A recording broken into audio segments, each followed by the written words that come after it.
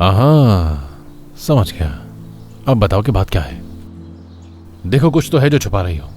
मेरा प्लान पूरा नहीं हुआ मुराद। सोशल सर्विसेज वाली औरत की शक्ल देखने वाली थी। तुमने तो कहा था कि सब कुछ ठीक है। सब ठीक ही था, हर चीज तैयार थी, पर किसी ने घर में घुसकर सब खराब कर दिया।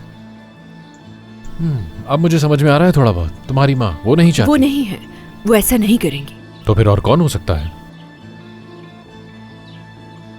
वैसे तुम्हारी अम्मी भी हो सकती हैं। सोचा इस बारे में?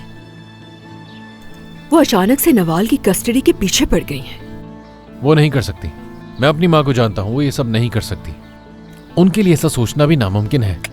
यानी मेरी अम्मी बुरी है और तुम्हारी अम्मी कुछ नहीं कर सकती? ऐसा करते हैं, माँ को आपस में लड़वा देते हैं। और खुदा का खौफ करो, अपनी माँ को मेरी माँ से मिलाओ तो मत कम से कम। लड़ाई हो रही है क्या नीचे? वैसे भी बात तुमने शुरू की थी। आवाज तो डैड की है। कि तुम मेरी माँ के बारे में रुको मैं देख कर आती हूँ।